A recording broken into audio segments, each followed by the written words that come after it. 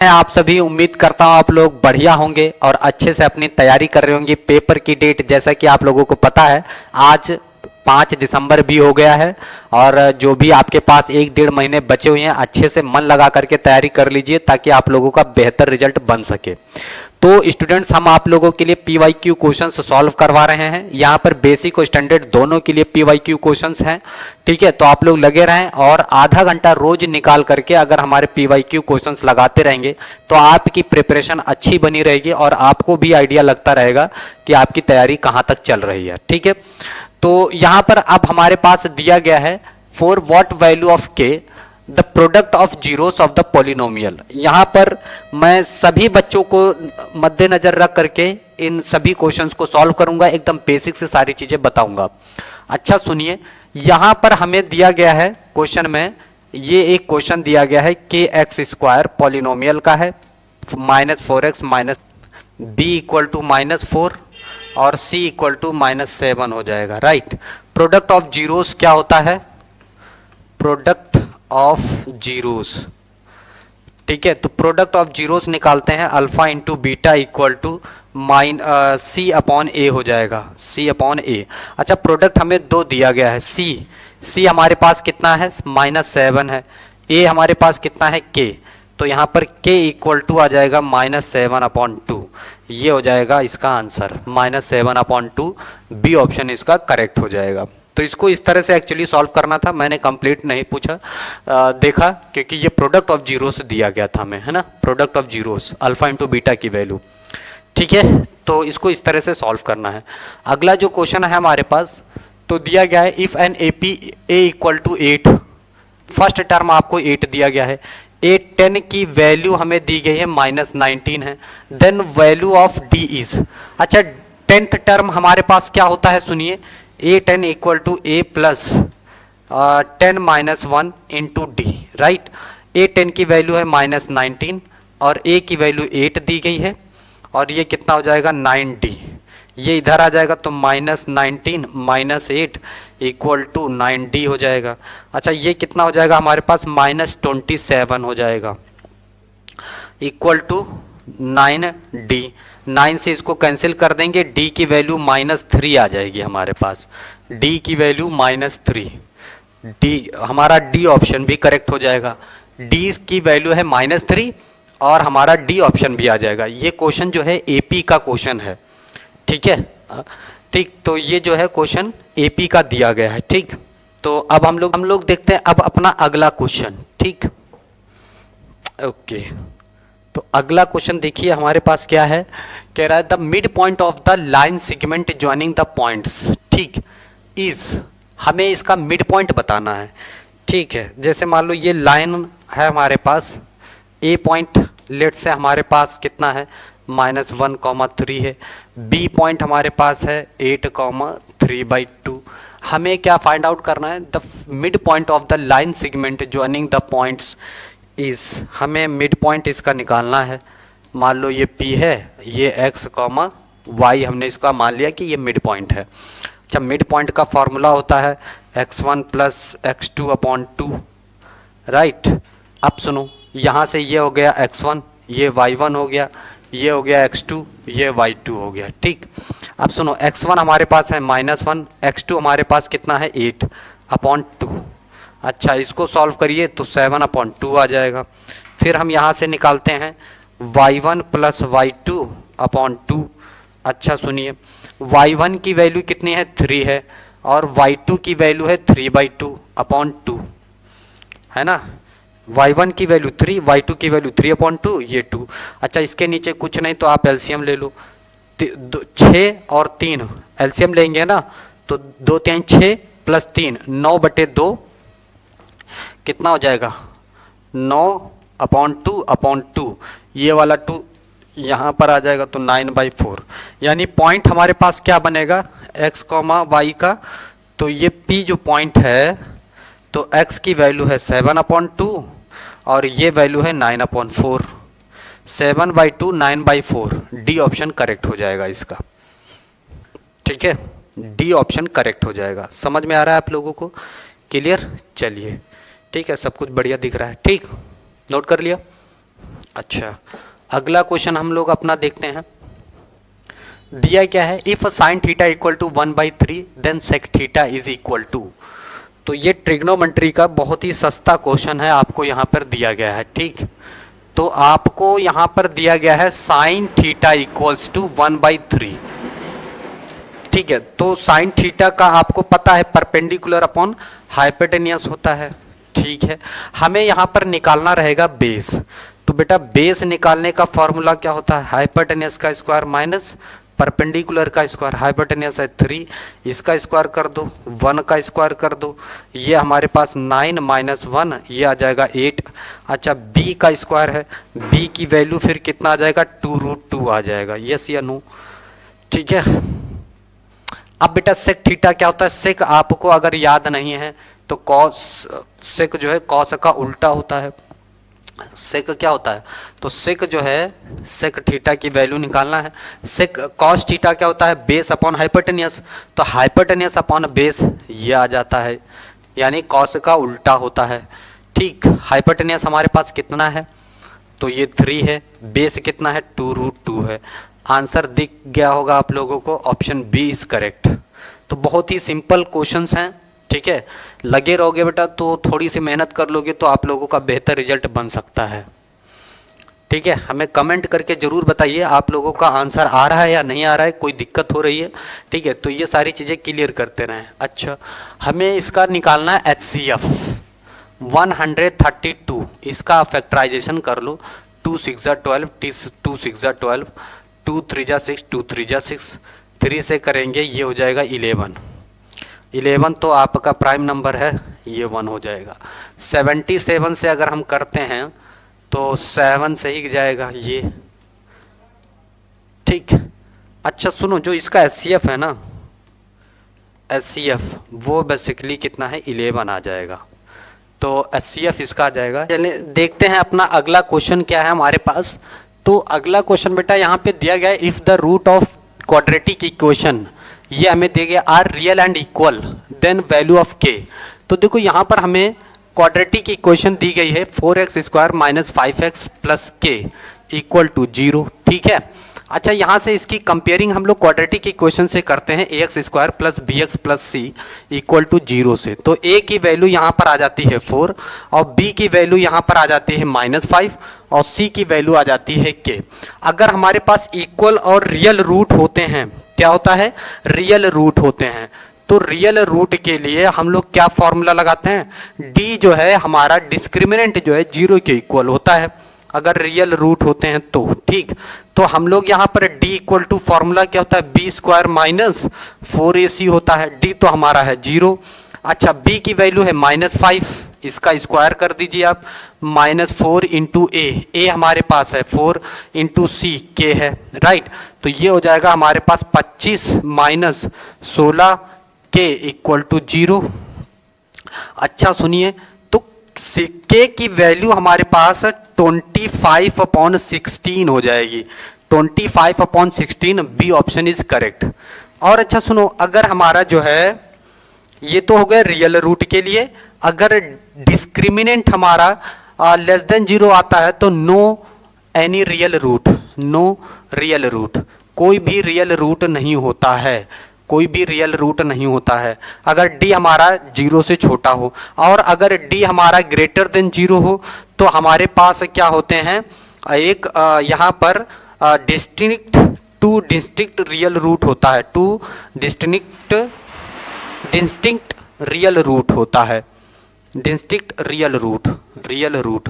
ठीक है, तो बेटा आपको ये इतना याद रखना है, अगर हमारे पास ग्रेटर देन 0 होता है d तो 2 रियल डिस्टिंक्ट रूट होता है, अगर इक्वल होता है तो हमारे पास क्या होता है, d इक्वल है तो 2 रियल रूट इक्वल रूट होंगे। ठीक, अच्छा एक बार आप लोग इसको देख लीजिए।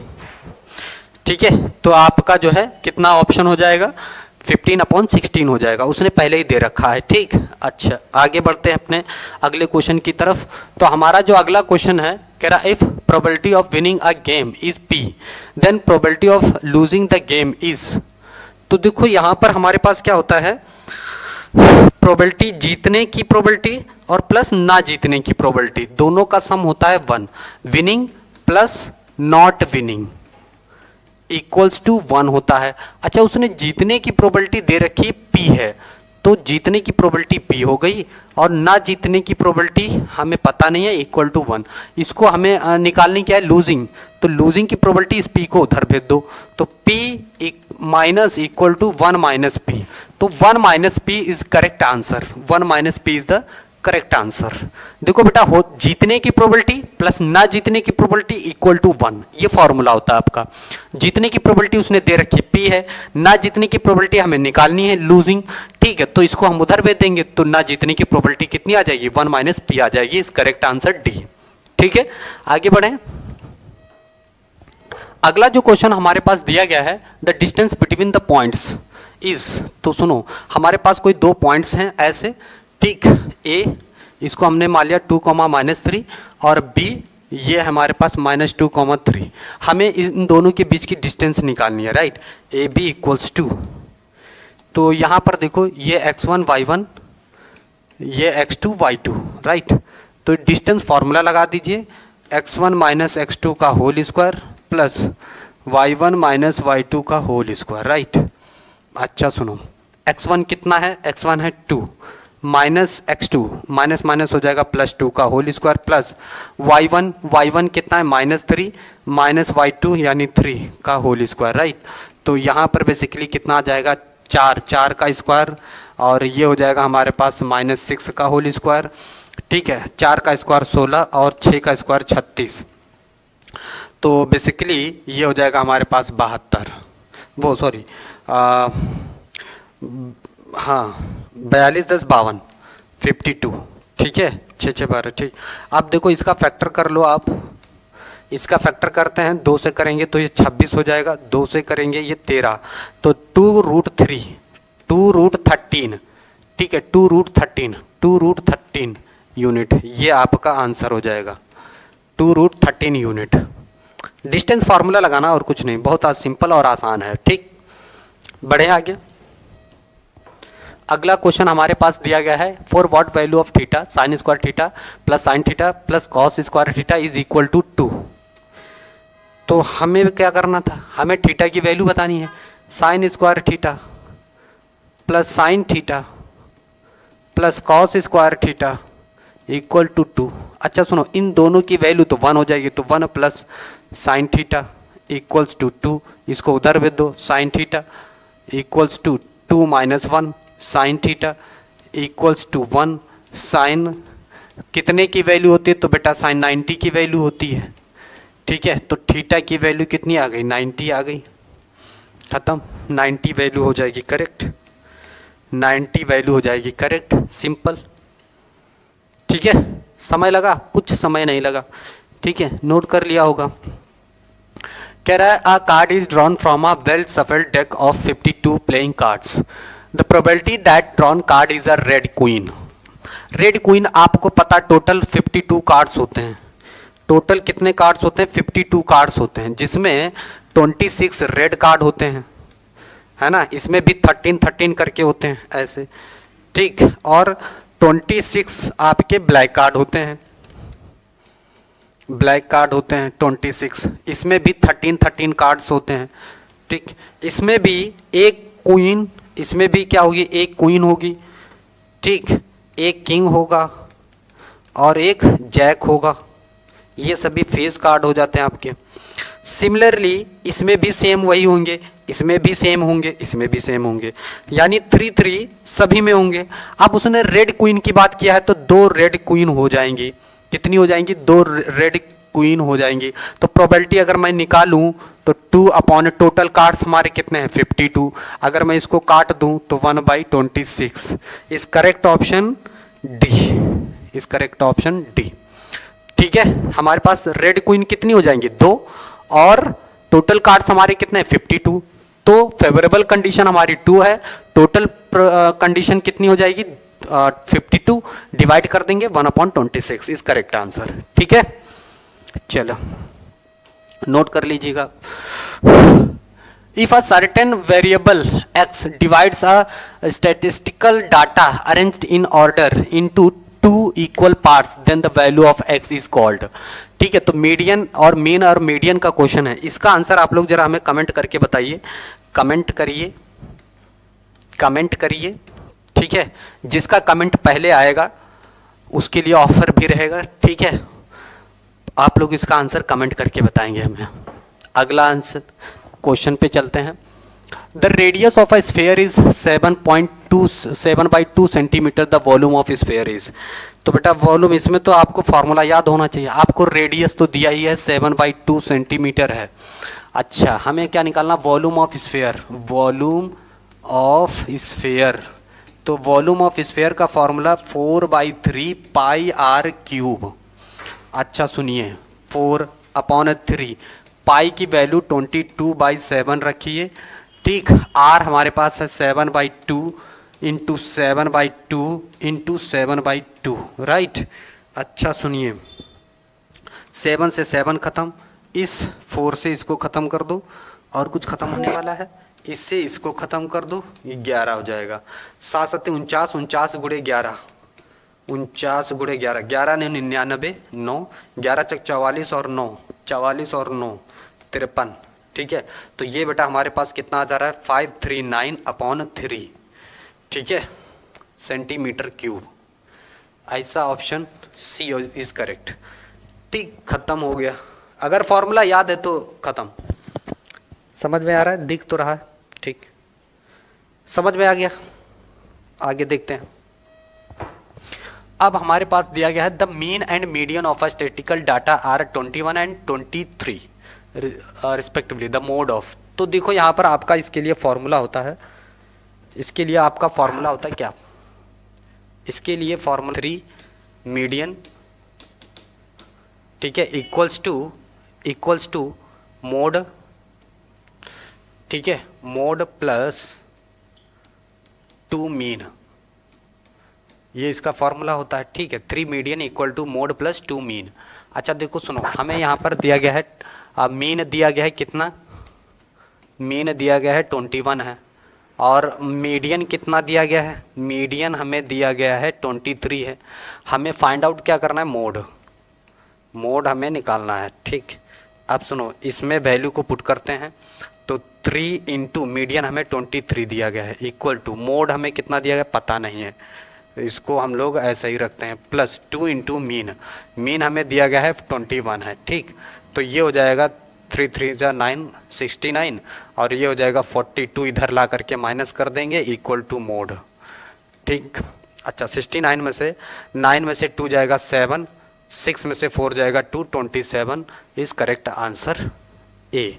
ठीक है, तो ये आपको अगर डायरेक्टली फॉर्मूला याद है तो आप आसानी से इसको सॉल्व कर सकते हो। ठीक, अगला ऑप्शन आंसर हमारे पास क्या है, the height and radius of a right circular cone are इतना। ठीक, the slant height of the cone is. अच्छा, स्लेंट हाइट निकालना है, बहुत आसान है। स्लेंट हाइट का फॉर्मूला क्या होता है, √h² plus r²।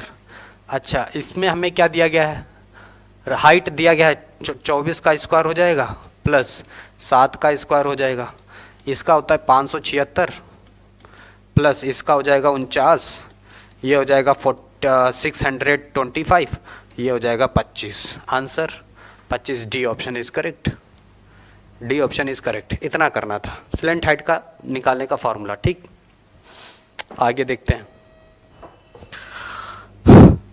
one of the zeros of the quadratic polynomial is -3, then the value of alpha is, if one of the zeros of the quadratic polynomial। अच्छा सुनो, अल्फा -1 इंटू एक्स का square plus alpha into x plus 1 is, हमें इसकी x की value कितनी दी गई है, -3। तो जहाँ x है ना वहाँ पर हमें -3 पुट कर देना है। तो अल्फा -1, ठीक है, -3 का square plus alpha into -3 plus 1 equal to 0, right. अच्छा सुनो, ये 9 हो जाएगा, तो 9 अल्फा -1, ये हो जाएगा -3 अल्फा प्लस 1 इक्वल टू 0, ये हो जाएगा 9 alpha -9 -3 alpha plus 1 equal to 0। ठीक, अच्छा सुनो, अब हमें क्या करना है, ये कितना हो जाएगा 6 अल्फा, और ये कितना हो जाएगा -8 इक्वल टू 0। तो 6 अल्फ़ा इक्वल टू 8, तो अल्फ़ा इक्वल टू 8/6, यानी इसको अगर हम काटें तो 2 से काटते हैं तो 4/3, 4/3 इज़ करेक्ट ऑप्शन। ठीक है, 4/3 इज़ करेक्ट ऑप्शन। स्क्रीनशॉट लीजिए, आगे बढ़ते हैं। ठीक, ये एक क्वेश्चन दी गई 5x + 2y, ठीक है, -7 इक्वल टू 0। तो यहाँ से अगर हम कंपेयरिंग करें a1x + b1y + c1 equal to 0, तो a1 की वैल्यू यहाँ से 5 आ जाएगी, b1 की वैल्यू हमारे पास 2 आ जाएगी और c1 की वैल्यू -7 हो जाएगी। नेक्स्ट इक्वेशन हमारे पास क्या दी गई है कि ये दी गई है नेक्स्ट इक्वेशन हमारे पास है 2x + ky और +1 इक्वल टू 0। इसकी कंपेयरिंग करते हैं, a2 इक्वल टू 2 आ जाएगा, b2 इक्वल टू k आ जाएगा और c2 इक्वल टू 1 आ जाएगा। ठीक, अच्छा, कह रहा है कि नो सोल्यूशन। नो सोल्यूशन के लिए हम लोग कंडीशन क्या लगाते हैं, a1/a2, ठीक है, b1/b2 not equal to c1/c2। ठीक है, तो यहाँ पर क्या है हमारे पास a1 की वैल्यू है 5 और a2 की वैल्यू कितनी है 2। अच्छा, फिर हमारे पास क्या है b1 की वैल्यू कितनी है, b1 की वैल्यू है 2 और b2 की वैल्यू है k। ये k उधर जाएगा, ये इधर जाएगा, तो k = 4/5 आ जाएगा। k की value 4/5, option b is correct. ठीक है, चलिए अगला और लास्ट क्वेश्चन इसका हो जाएगा 2 dice are rolled together, the probability of getting a doublet.